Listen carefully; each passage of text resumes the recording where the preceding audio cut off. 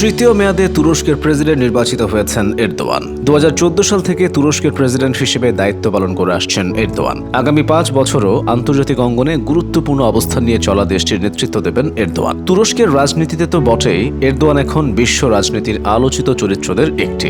আধুনিক তুরস্কের জনক হিসেবে পরিচিত মুস্তাফা কামাল আতাতুর্কের পর তুরস্কের রাজনীতিতে এরদোয়ানের মতো এতটা পরিবর্তন অন্য কোনো নেতা আনতে পারেননি।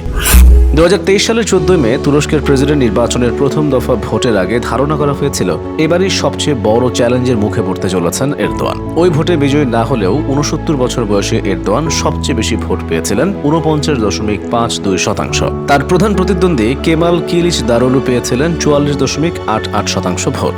কোনো প্রার্থী 50% ভোট না পাওয়ায় দ্বিতীয় দফায় গড়ায় এই নির্বাচন। 14 দিন পরে 2023 সালের 28 মে দ্বিতীয় দফা নির্বাচনে এরদোয়ান প্রেসিডেন্ট হিসেবে নির্বাচিত হয়েছেন। তুরস্ক জুড়ে এরদোয়ানের এমন জনপ্রিয়তা হঠাৎ করে আসেনি। অনেক বাধা বিপত্তি মারিয়ে তিনি আজকের এই অবস্থানে এসেছেন। রিসেপ তাইপ এরদোয়ান ইস্তাম্বুলের মারমারা ইউনিভার্সিটি থেকে ব্যবস্থাপনা বিষয়ে পড়াশোনা করেছেন। এর আগে তিনি একটি ইসলামিক স্কুলে পড়াশোনা করেন। বিশ্ববিদ্যালয়ে পড়াশোনার সময় এরদোয়ান পেশাদার ফুটবলও খেলেছেন। 1970 থেকে 1980 সাল পর্যন্ত এরদোয়ান একটি ইসলামপন্থী রাজনৈতিক দলের সাথে যুক্ত ছিলেন। তার দলের নাম ছিল ওয়েলফেয়ার পার্টি। এরদোয়ান 1994 থেকে 1998 সাল পর্যন্ত ইস্তাম্বুলের মেয়র ছিলেন। তবে একটা সময় সেনাবাহিনী ক্ষমতা দখল করে নেয় এবং ওয়েলফেয়ার পার্টিকে নিষিদ্ধ করে। এতে 1999 সালে এরদোয়ানের 4 মাসের কারাদণ্ড হয়। এরপর 2001 সালে এরদোয়ান আবদুল্লাহ গুলের সাথে মিলে ইসলামপন্থী একে পার্টি গঠন করেন। প্রতিষ্ঠার অল্প কিছুদিনের মধ্যেই একে পার্টি জনসমর্থনের মাধ্যমে 1 নম্বর অবস্থানে চলে আসে। রিসেপ তাইপ এরদোয়ান 2003 সালে তুরস্কের প্রধানমন্ত্রী হন।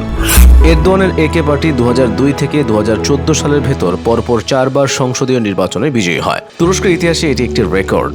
2014 সালে তুরস্কে অনুষ্ঠিত প্রথম সরাসরি প্রেসিডেন্ট নির্বাচনে বিজয়ী হবার আগ পর্যন্ত এরদোয়ান 11 বছর প্রধানমন্ত্রী ছিলেন। তুরস্কের প্রেসিডেন্ট হয়ে এরদোয়ান দেশটির ডুবন্ত অর্থনীতিকে টেনে তোলেন। এছাড়া 2016 সালে তিনি সামরিক অভ্যুত্থান নস্যাৎ করে ইতিহাস সৃষ্টি করেছিলেন। এরদোয়ানের কিছু সমর্থক তুরস্কের অটোমান সাম্রাজ্যের সাথে তুলনা করে এরদোয়ানকে সুলতান নামে ডাকে।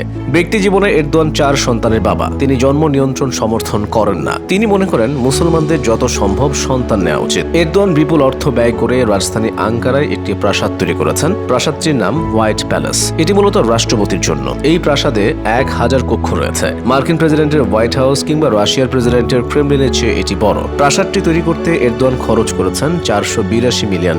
এরদোয়ানের জনপ্রিয়তার পেছনে বেশ কিছু কারণ রয়েছে। এরদোয়ানের সবচেয়ে বড় কৃতিত্ব হচ্ছে তুরস্কের অর্থনৈতিক স্থিতিশীলতা।